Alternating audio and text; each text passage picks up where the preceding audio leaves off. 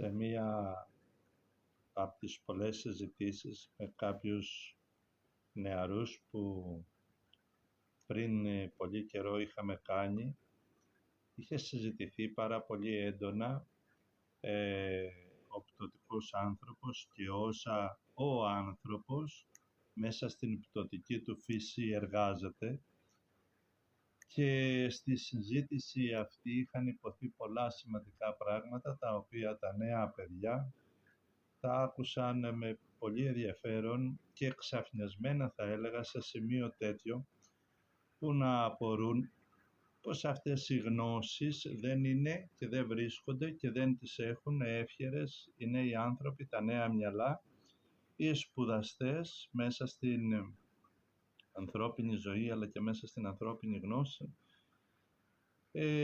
Εντυπωσιασμένοι από αυτό ζήτησαν να μιλήσουμε πάνω στον πτωτικό άνθρωπο και όσα εργάζεται η ανθρώπινη ύπαρξη όταν βρίσκεται υπό την διάσταση, υπό την κατοχή, υπό την ενέργεια του πτωτικού ανθρώπου, όπως εγώ τον ονομάζω, και όχι μόνο εγώ, αλλά και τουλάχιστον η Ορθοδοξία σε μεγάλο βαθμό.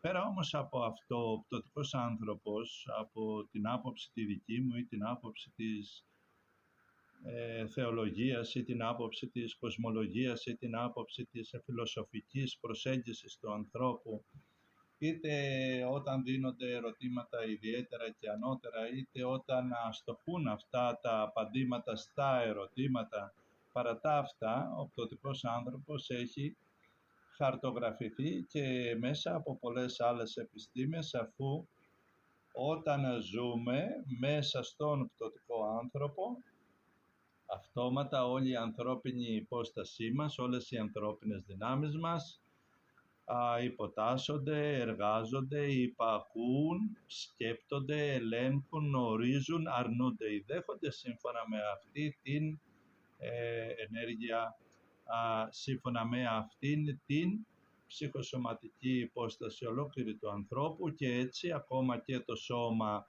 επηρεάζεται, ακόμα και ο νους υποτάσσεται, ακόμα και οι θελήσεις σβήνουν. Γνώρισμα λοιπόν σε όλα αυτά που είχαμε πει εκεί για τον πτωτικό άνθρωπο, τα οποία κάποια στιγμή ενδέχεται να δοθούν και δημόσια, γιατί τα παιδιά, οι άνθρωποι που έχουμε μιλήσει για αυτά είναι πάρα πολλοί, είναι σύμφωνα με όσα γράφω στα έργα μου.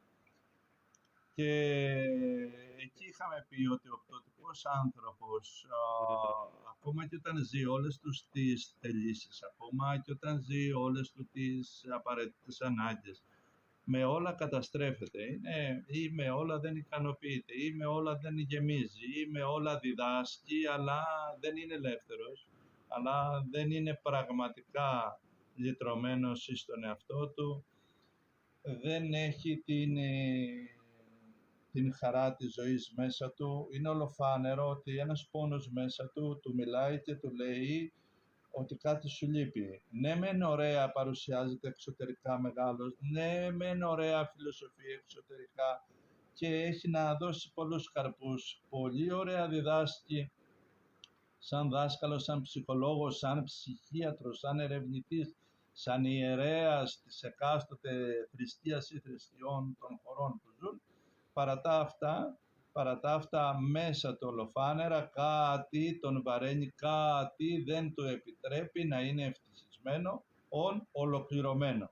Μάλιστα έφτασαν οι άνθρωποι στην προσπάθειά τους να γιατρέψουν τον πτωτικό άνθρωπο ή τους ανθρώπους που πάσχουν και είναι εγκλωβισμένοι μέσα στις δυνάμεις του πτωτικού ανθρώπου, έφτασαν να διδάσκουν πως αν ζήσουν αυτά που θέλουν, αν απολαύσουν αυτά που επιδιώκουν, αν τους πάει η ζωή καλά όπως είναι, ότι θα είναι ευτυχισμένοι, θα είναι καλά. Διδάσκουν μάλιστα πάμπολοι δάσκαλοι εκεί έξω στην κοινότητα αυτή που έχει φτάσει σε μεγάλο βαθμό να είναι τόσο άρρωστη που να σκέφτεται κάποιος άνθρωπος αν μπορεί να βοηθήσει αν είναι δυνατόν κάτι να βοηθήσει. Εκεί λοιπόν έξω διδάσκουν οι δάσκαλοι αυτοί ότι ο άνθρωπος θα πρέπει να είναι συνέχεια χαρούμενος, θα πρέπει να είναι ικανός να σηκώσει τους πόνους, να τους διαστρέψει, να τους κάνει με τη μία χαρά, ότι θα πρέπει οπωσδήποτε να πάρει τα χάπια του για να είναι καλά, να μην πονέσει, να μην δυστυχήσει, να μην επιβιώσει, να μην επιβιώσει εννοώντας μέσα στον πόνο, να πιει το χάπι του ή να πάρει την ψευδαίσθηση, γιατί σε αυτά στηρίζονται και ναρκωτικά, στηρίζονται και μεγάλες άλλες καταστάσεις ψυχοθεραπευτικές ακατάλληλες πολλές φορές για τους ανθρώπους που νομίζουν, πείθονται πια οι άρρωστοι, ότι πρέπει πάντοτε να είναι χαρούμενοι και τίποτε να μην τους αγγίξει και να μην πονέσουν. Οι φόβοι όπως οι φόβοι που προέρχονται από το θάνατο, από τη φθορά του ανθρώπου, δεν θεραπεύονται με τέτοιες καταστάσεις. Οι φόβοι από αποτυχίες δεν θεραπεύονται με τέτοια πράγματα.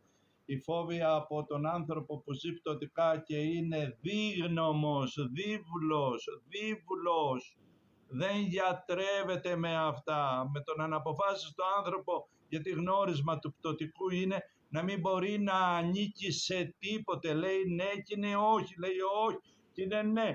Λέει θέλω αυτό και δεν το θέλει. Όταν το πάρει αμέσως γεννιέται κάτι άλλο και κάτι άλλο και τρέχει ολόκληρη ψυχολογία χωρίς να γιατρέψει τον άνθρωπο από τα πάθη του, χωρίς να του δώσει πραγματική γνώση και λόγο ο οποίος είναι ικανός να τον γιατρέψει, καταφεύγουν σε άλλες μεθόδους, είτε κρεπάλες, είτε μεθύσια, είτε αποφεύγω εσημένα να πω, τα ξέρετε τους δρόμους αυτούς, τους ξέρετε. Είναι δρόμοι που οδηγούν στον αφανισμό και την ανθρώπινη ύπαρξη, να γίνεται ο άνθρωπος ύπαρξη απώλειας. Υπαρξιακή απώλεια συνέχει, συντρέχει, οδηγεί, έφτασαν οι υπάρξεις πολλών ανθρώπων κάτω από τον άρρωστο λόγο που δέχονται μέσα τους από τις κακές αντιλήψεις, από τις τραγικές πίστεις, από αηδεώδη, από εγωπάθεια τρομερή, να είναι υπάρξεις απώλειας στον εαυτό τους και αλλήμωνο σε όποιον τους παίρνει στα σοβαρά και τους δέχεται ως δασκάλους, ως σωτήρες, ως φωτισμένους, σαν ειδικούς. Μήπως λέω να μην υπάρχουν αυτοί? Και εγώ να πω να μην υπάρχουν αυτοί, υπάρχουν και μια χαρά περνάνε. Αλλήμωνο από αυτούς που καταφεύγουν σε αυτούς τους ανθρώπους οι οποίοι δεν έχουν γιατρέψει οι ίδιοι μέσα τους τον εαυτό τους, και είναι πολύ λυπηρό γιατί τότε αφού δεν έχουν καν γιατρέψει και καν θεραπεύσει και καν οδηγήσει τον εαυτό τους στον άνθρωπο τον θεϊκό της δικής τους καρδιάς, είναι αδύνατον να έχουν μέσα τους την ιερότητα, το να πλησιάσουν την κάθε ψυχή και τον κάθε πληγωμένο άνθρωπο με την λεπτή συνάντηση που οφείλουν να έχουν, είτε αυτοί αν είναι μεγάλοι γνώστες του πτωτικού ανθρώπου. Γιατί οι περισσότερες παγκοσμίως γνώσεις που αφορούν το τι είναι ο άνθρωπος, το πώς εργάζονται οι ανθρώπινες δυνάμεις, τι κάνει με αυτές ο άνθρωπος, πού οδηγείται και ποιος είναι ο καρπός, ως οντότητα, ο ίδιος τι άνθρωπος θα είναι γνώσεις, είναι παιδείες, είναι μυσταγωγίες, είναι ανθρώπων οι οποίοι μελετούν τον πτωτικό άνθρωπο και νομίζουν ότι αυτός είναι ο άνθρωπος, ενώ δεν είναι αυτός ο άνθρωπος. Ο άνθρωπος έξω από τη θεϊκή του διάσταση είναι μία τραγωδία.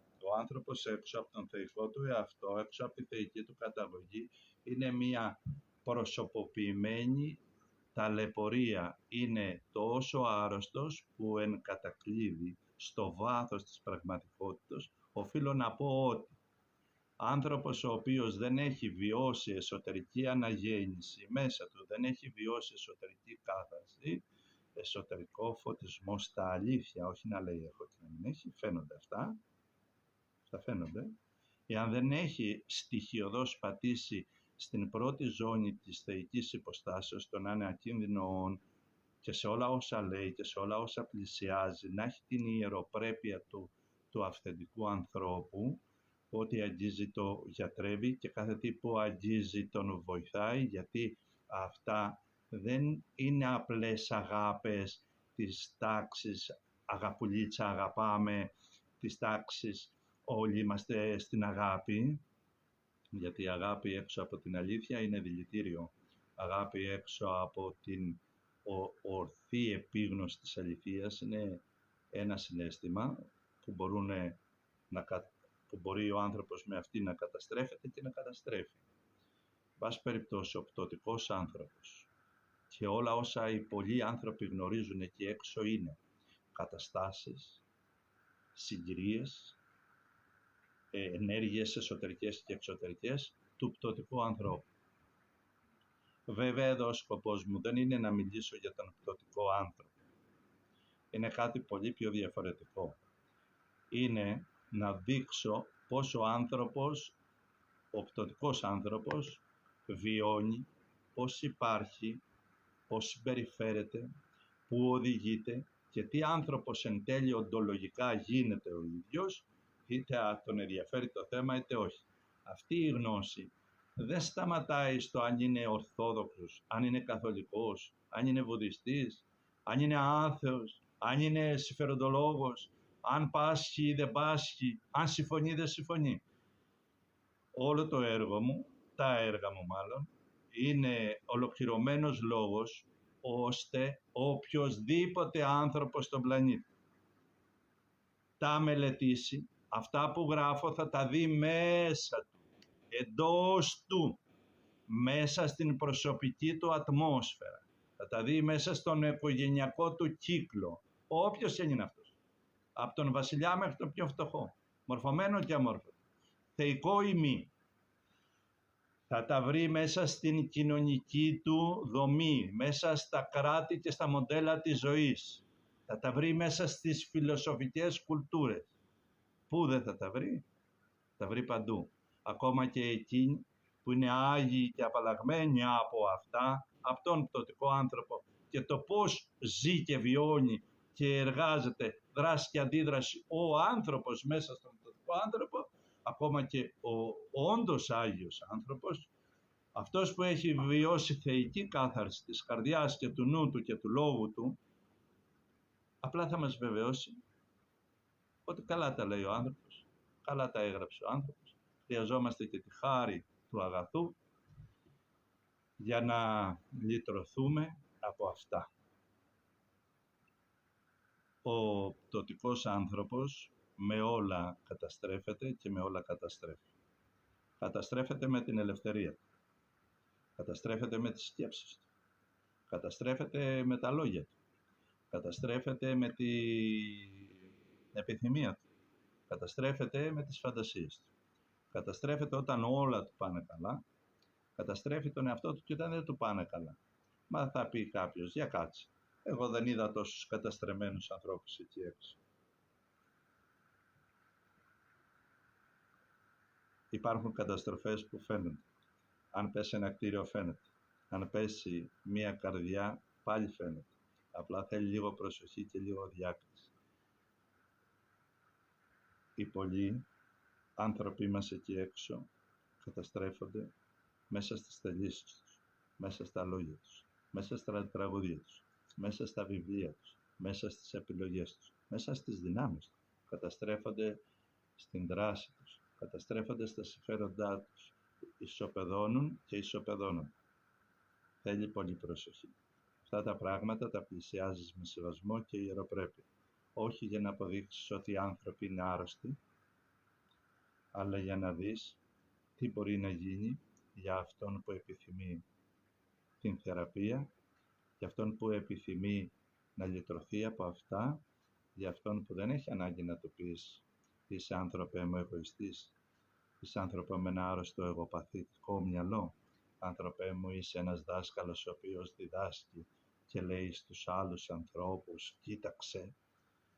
πάσχεις από αυτό και έχεις μελαγχολία και έχεις ψυχική αυτή και έχεις διαταραχή αυτή και έχεις εκείνη, και σε λίγο συναντάς αυτόν που διδάσκει να είναι εγωμανής, να είναι ο ίδιος δάσκαλος, μάλλον του άρρωστου.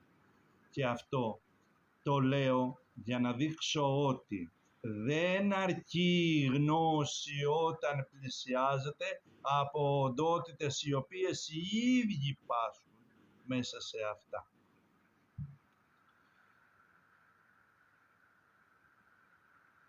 Το λέω γιατί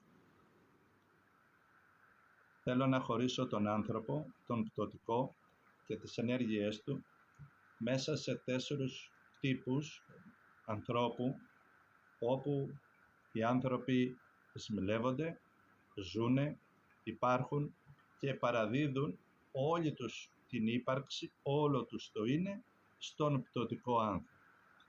Αυτές τις δυνάμεις στο βιβλίο τις ονομάζω Σαμάρια. Το Σαμάρι, για όποιον δεν γνωρίζει, είναι αυτό που βάζανε πάνω στα ζώα για να φορτώνουν τα βάρη. Οι άνθρωποι όταν πριν ανακαλυφθούν τα αμάξα ζούσαν με τα ζώα μαζί και είχαν για όχηματά τους τα ζώα τους. Αυτή η αλληγορική έννοια σημαίνει ξεκάθαρα ότι επάνω σε αυτό στο μαγνητικό πεδίο του ανθρώπου, επάνω στη διανοητική του ατμόσφαιρα, μέσα στη διανοητική του ατμόσφαιρα, μέσα στην ατμόσφαιρα που ενεργειακά και υπαρξιακά ο ίδιος υπάρχει από τις ιδέες του, τις αντιλήψεις του, της πίστης του, είτε πιστεύει είτε όχι, μέσα από τις αγάπες του, είτε αγαπάει δυνατά και ανώτερα, είτε αγαπάει μεσαία και απλά κοσμικά πράγματα, είτε αγαπάει κατώτερες δυνάμεις, υπάρχουν και αυτά, κατώτερες αγάπες. Όπως και αν κινείται ο άνθρωπος, φορτώνεται και εσωτερικά και εξωτερικά 2 δυνάμεις και 2 φορτία. Τα φορτία που προέρχονται από τους έξω ανθρώπους σε αυτόν, από τη συνύπαρξη, και τα φορτία που φορτώνεται ο ίδιος, που ενεργεί και στον εαυτό του και έξω από τον εαυτό του στη συνύπαρξη, στην ατομικότητα δηλαδή. Για να το δούμε με ένα απλό παράδειγμα.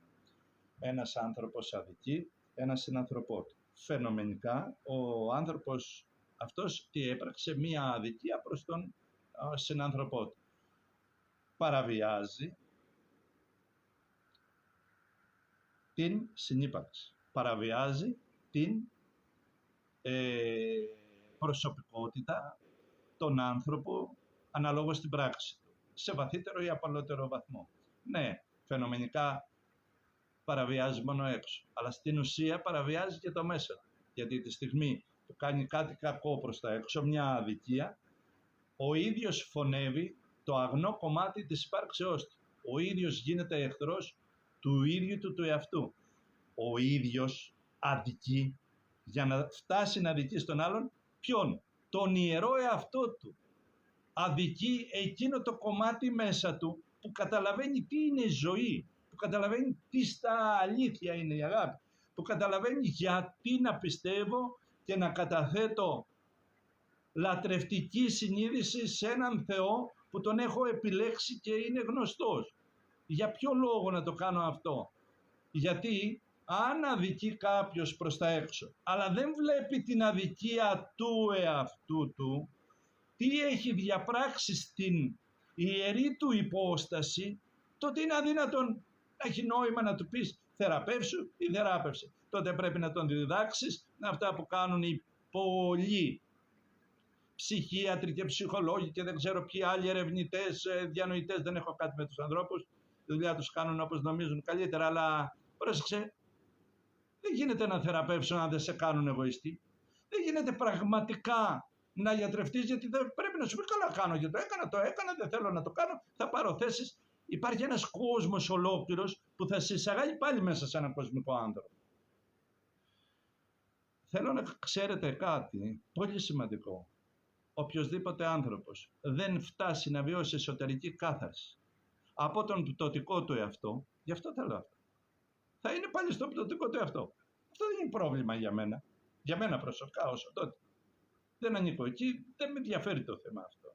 Με ενδιαφέρει να υπηρετήσω δυνάμεις, είτε προσωπικές είτε άλλες, που απλά εξασφαλίζουν έναν άνθρωπο ο οποίος θα περνάει καλά μέσα στην εγωπαθεά του, μέσα στη μικρότητά του, μέσα στο φαίνεστέ του και από μέσα του να είναι άδικος.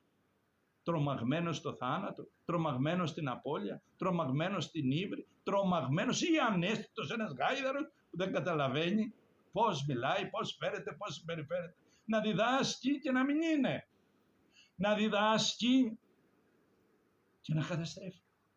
Μοιάζει γιατρό που σε χειρουργεί από τη μία και σε καταστρέφει οικονομικά από την άλλη. Μοιάζει με ποιητή που από τη μία σου λέει ένα ποίημα και σε γεμίζει κατάθλιψη, και εσύ που είσαι άγνωστος από τις δυνάμεις έχεις καταπιεί την κατάθλιψη του ποιητή και έγινες ύπαρξη κατάθλιψης, μην ξέροντας τι σε τάισε. Ένα λόγο ο οποίος σε δηλητηρίασε, άνθρωπέ μου, που σου έκανε το μυαλό θλιπτικό. Εσύ που έμαθες ότι όλα πρέπει να τα έχεις και φτάνεις στο σημείο όλα να τα έχεις και να θες πολλές πατερίτσες για να στηρίξεις λίγο το μυαλό σου, λίγο το συναισθημά σου. Γιατί δεν έμαθες να χάνεις και κάτι. Τι ωραίο είναι να χάνεις. Τι ωραίο είναι να σε απορρίπτουν και λίγο. Τι ωραίο είναι, πόσο καλό κάνεις τον άνθρωπο. Πολύς εγωισμός φεύγει όταν σε απορρίπτουν. Δεν παθαίνετε τίποτα. Ο πτωτικός άνθρωπος χωρίζεται, έχει 4 σαμάρια. Ο πτωτικός άνθρωπος έχει 4 σαμάρια. Το πρώτο σαμάρι είναι το σαμάρι του τσακαλιού, όπως το λέω εγώ. Είναι το σαμάρι το οποίο το ονομάζουμε το σαμάρι του τσακαλιού. Το δεύτερο σαμάρι είναι το σαμάρι του λαγού. Το τρίτο σαμάρι είναι ο κοχλίας ή διαφορετικά για όποιον δεν γνωρίζει, ο σαλίγκαρος, αυτός που έχει το σπιτάκι του πάνω, το καβούκι. Όλοι πάνω μας και μέσα μας τα έχουμε και ελπίζω να έχουμε καλά πράγματα. Και το τέταρτο σαμάρι είναι η οχιά. Αυτά τα 4 σαμάρια είναι το κουκούλι που περιβάλλει, η όλη πληροφορία που υπάρχει, ο όλος εσωτερικός ο άνθρωπος, η ποιότητά του, ο πτωτικός σου άνθρωπος μέσα στα πάθη, μέσα στις γνώσεις, μέσα στην αγνωσία, μέσα στη θρησκευτικότητά σου, έξω από τη θρησκευτικότητά σου, στα ιδεώδη σου, σε όλα τα πιστεύω σου. Είναι το σαμάρι που κουβαλάς μέσα σου και πάνω σου. Βεβαίως ίσως να μην το γνωρίζεις, αλλά θα σου πω μια πολύ ωραία ιστορία που είναι γνωστή από παλιά. Λένε, πήγαινε κάποιος στον δρόμο και συναντάει έναν άνθρωπο άγνωστο και λέει αυτός γελώντας, τι κουβαλάς εκεί στο δίχτυ τις πέτρες στην πλάτη σου? Και λέει αυτός, μα εγώ κουβαλάω ένα τσουβάλι, εσύ φοράς 2. Τι τα θες αυτά? Αλληγορικά, ο καθένας βλέπουμε πιο εύκολα το σαμάρι, τα φορτία, τις ατέλειες του άλλου. Γι' αυτό και ο Χριστός σας είπε, εσείς που έχετε δοκάρι επάνω σας, βλέπετε όμως εύκολα το μικρό αχυράκι που έχει ο συνάνθρωπός σας. Εσείς που ευκόλως βλέπετε τα ελαττώματα του άλλου, δυσκόλως γιατρεύετε ένα απλό δικό σας. Και αυτά τα 4 σαμάρια, το σαμάρι του τσακαλιού, αφορά το πώς ο άνθρωπος ενεργεί, πώς σκέπτεται, πώς εργάζεται, πώς φιλοσοφεί, πώς πιστεύει, πώς αντιδρά, πώς συμπεριφέρεται.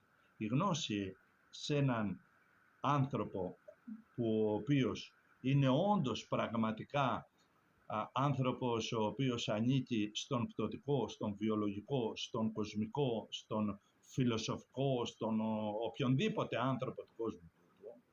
Αυτή η γνώση είναι θεραπευτική και δεν μπορείς με αυτή να προσβάλλεις ούτε το αγνό μέρος του εαυτού σου και της υπάρξεώς σου, ούτε το αγνό μέρος της ψυχής και της υπάρξεως του συνανθρώπου. Το ίδιο και στο δεύτερο Σαμάρι που ονομάσαμε λαγό. Το ίδιο και στο τρίτο Σαμάρι που ονομάσαμε κοχλία. Το ίδιο και στο τέταρτο Σαμάρι που ονομάσαμε οχιά. Για κάθε ένα από αυτά θα προσπαθήσω σε στιγμή ελεύθερου χρόνου, επειδή επίμονα μου ζητάνε συγκεκριμένοι φίλοι και άνθρωποι που ασχολούνται με ανθρώπους θεραπευτικά,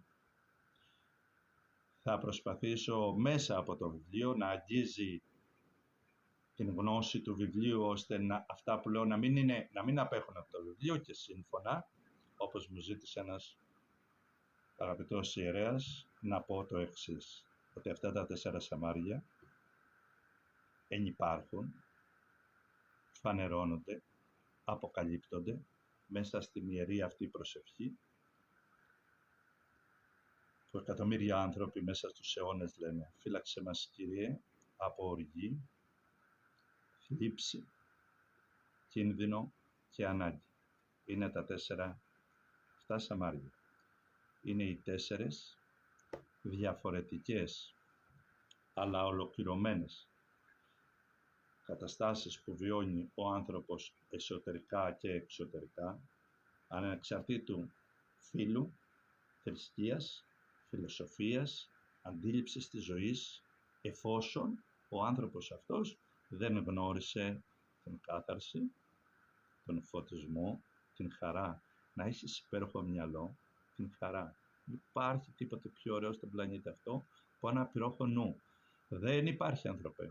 Όλα τα πλούτη της γης, όλοι οι θησαυροί του πλανήτη, όλοι δεν μπορούν να συγκριθούν με έναν νου Χριστού. Δεν γίνεται. Είναι μεγαλύτερη απόλαυση. Τεράστια απόλαυση. Δεν έχει χαρά η ζωή.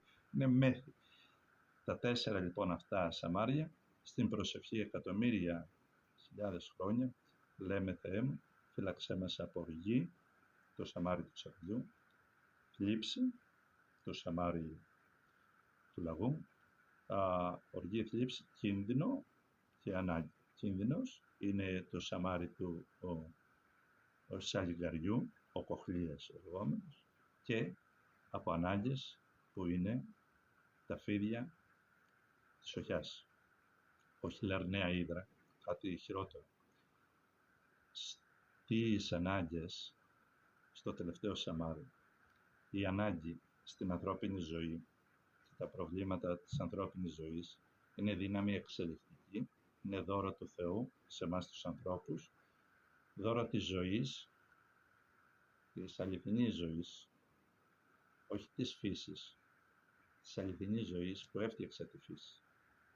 Είναι δώρο για να μπορεί ο άνθρωπος να ενεργοποιήσει, να εξελίξει, να τεντώσει τα χέρια του, να τα σηκώσει ψηλά, αγγίζοντας τους ουρανούς, αγγίζοντας το θεϊκό μεγαλείο που μέσα του κουβαλάει. Γιατί αν άνθρωπος ζει χωρίς να γνωρίσει το θεϊκό μεγαλείο, την θεϊκή εικόνα της ψυχής του, για μένα αυτός ο άνθρωπος είναι μια οντότητα που το μόνο που μπορείς να κάνεις για αυτόν είναι να δακρύσεις για τον πόνο που ζει, που έζησε, που μετέδωσε στους άλλους, νομίζοντας ότι τους κάνει καλό. Μέσα από τα Σαμάρια, οι αγάπες των πολλών καταστρέφουν τους ανθρώπους δίπλα τους. Πρωτίστως όμως, να θυμάστε, αυτός που αδικεί και με την αγάπη και χωρίς την αγάπη, αδικεί πρώτα το αγνό, ιερό μέρος της δικής του ανθρώπινης ψυχής. Ευχαριστώ όλους τους ανθρώπους που για τα μηνύματα και όσα από τα έργα μου και από τα βιβλία μου και από την παρουσία μου λόγια καλά μου λένε και με ενθαρρύνουν να πω περισσότερα ή να δώσω από τα έργα μου, γιατί έξω από τα έργα μου δεν θέλω να πω, με ενδιαφέρει, είναι αυτό το έργο μου και αυτό θα κάνω. Ευχαριστώ πάρα πολύ για όσους ακούν τους λόγους μου, αλλά η αληθινή ευχαριστία σε μένα δεν θα είναι τα λόγια, ούτε οι αγορές, ούτε πόσοι με επισκέπτονται.